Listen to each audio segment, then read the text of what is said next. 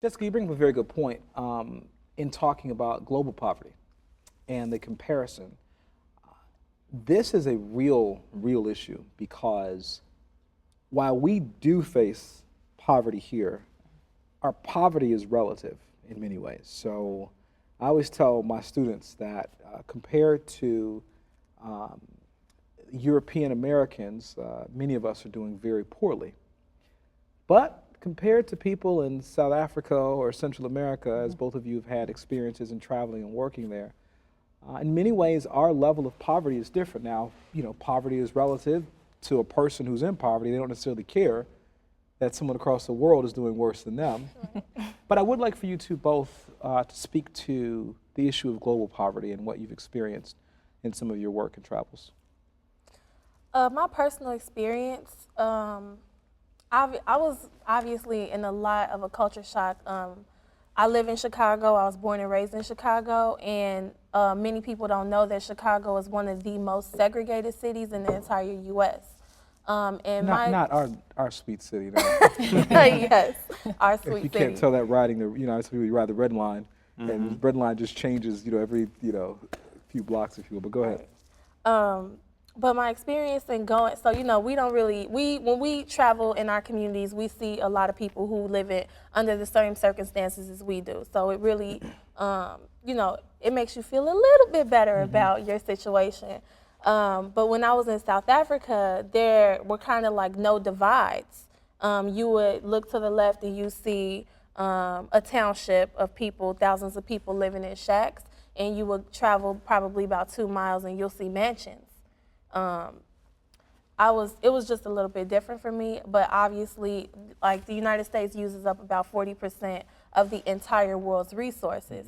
So, when our young people, they can't get the new Jordans, they kind of feel like, oh my God, we're broke, we're in poverty. Yeah. But, these young people don't even really have shoes. Absolutely. What about your travels to South America you were sharing with us earlier? Yes, when I was in El Salvador, the poverty was extreme. I think it was, I've been to El Salvador several times, a few of the times around the time it was in civil war. So you will see one of the things that she brought up, like thousands of people in shacks and houses that they build with tin. And just, for example, a housekeeper in El Salvador makes $100 a month. So we're upset at what we define as poverty, but it's very shocking just how poor it really is. Some of my family, lawyers and judges over there, don't even have hot water in the household because the wages are so low. So it is an extreme comparison in the U.S. because you're like, okay, poverty, you're still making about 10 times more what they make in your average poor country. Yeah. I think, though, again, you brought up the point, poverty is relative. Yeah, while absolutely. It's so extreme, we have the resources as a country to address poverty in home. Absolutely. And we don't maybe not doing a very good job of it. Right, and then a lot of these, really sad. in a lot of these countries, they don't even have the resources internally to address the large amount of poverty there. Yeah. For example, in economics, one of the things that we study in poverty will be that in certain countries, we'll notice that women lose their teeth. And why do they lose their teeth? Because when they bear children, they have to give up calcium, and the body will take it from anywhere possible to give it to the child. So we're looking at teeth in terms of loss of them as a measure of poverty, because at least you could afford enough to be able to get the calcium to have your child grow. Wow. And then you look at the height of children being smaller and smaller because there's less and less of the mother's body to give up for that child. Now that's a level of poverty that is unthinkable in the United States, but exists around the rest of the world. Absolutely. It's interesting because, you make a huge point. I know of a friend who had a very close friend that just died giving birth just 2 weeks ago here in Chicago. And it was a very tragic story, the way that it all happened, but I was just thinking about how rare it is that people die giving birth in America these days because of all of the technology and healthcare that we have. But to hear stories like that, it brings it back into perspective. One thing I like to talk about, my educational background is in public policy. And one of the things that we spend a lot of time doing in public policy, or spend a lot of time doing in public policy, is analyzing government programs, what's working, what's not working, and what we can do to affect change in the areas that are not working. So I'm very interested in not just talking about the problem, but talking about solutions. And what is working in America. You know, I know that, for instance, President Clinton has done a lot of work with this Clinton Global Initiative. And one of the things that I was always impressed by in terms of what he was building was this commitment to microcredit programs, which are programs that basically fund businesses within poor communities to have the capital and the access to grow their businesses. This is the kind of thing that I think that we ought to be doing, not just internationally, but locally also. And really taking the folks, you know, on the ground who are, you know, in my neighborhood, you know, selling CDs and DVDs and candy and towels and whatever else, giving them access to capital, giving them access to resources so they can build their businesses and then begin to affect change in the community.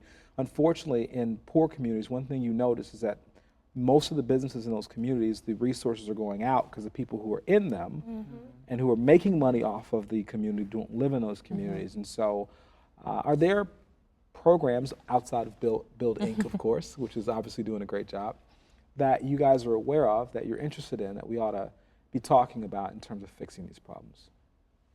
There's some solutions to poverty, or what do you think is working? Or what would you like to see even more? I don't know, not a shout Sure. out, but one of the things that I see working in our communities is we now have a high school called Social Justice High School. Okay. And one of the things that we spoke about were the conditions of the education that our young people are receiving, and even just their surroundings. And this is one school, and a lot of people might be like, oh, that's something very normal, but this school doesn't have metal detectors. They don't have bars on their windows. It just creates a better And where's the learning school? environment. But it's on the south side? No, it's on the west on the side? north side. North side, okay. Yeah, northwest side Okay. of Chicago. I don't know Okay. exactly where it's Okay. at. But I think that that's definitely one thing. And another thing that we face in working with young people is that these stigmas of poverty, they do stick to young people. Yeah. And so when you come to them and you're like, okay, I'm going to help you out of this situation, I'm going to, you know, help teach you how to navigate this system that we live in, they're probably looking at you like, my mother wasn't able to do it, my grandmother wasn't able to do it, or my great-grandmother. So what is supposed to make me think that you are going to be able to help me? Gotcha. And I think one of the things is just redefining what it is, what is happiness, what it is that makes people happy. Like instead of it being a pair of Jordans, let it be something spiritual, like bringing Absolutely. back that spiritual aspect Absolutely. to the young people that we work with. And I, you know, that you know, you've hit on the topic I'm very, very adamant about this whole spiritual, moral component to education. But I also know, because I do work in the church, with the church community a lot, and do believe that we do have a moral crisis in our young people. I also know, and I believe in Maslow's hierarchy of needs, in that when you don't have clothes and you don't have shoes, it's very hard to talk about your holistic, you know, moral and spiritual health as well. So we've got to work on both at the same time, I believe. I think one of the things that would help is, we have a lot of great programs that not only address the issue at hand, because like you brought up, the issue of not having clothes and shoes, but we have to do some sort of mentoring with the issue of you don't have clothes and shoes. So when you come in and pick up food from the food pantry, let's talk about how you can better budget to make sure that you get the items that you need next time, as opposed to just keep coming to the food pantry. And I think a lot of the issues with, especially the government programs nowadays, is that they just give you money and don't really tie any type of capacity building with it. Yeah.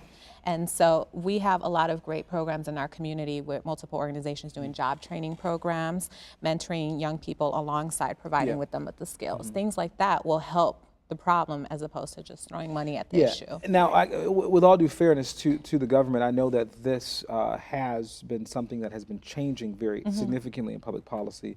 You know, Clinton's Welfare Reform Act in the mid-'90s, and you know, I've worked with CHA and Section 8 program, and I know for a fact that much of what they've been doing in terms of welfare programs lately have really pushed these, you know, job requirements, educational requirements, but the problem is still so big, you know, and I think that is the frustration that we feel.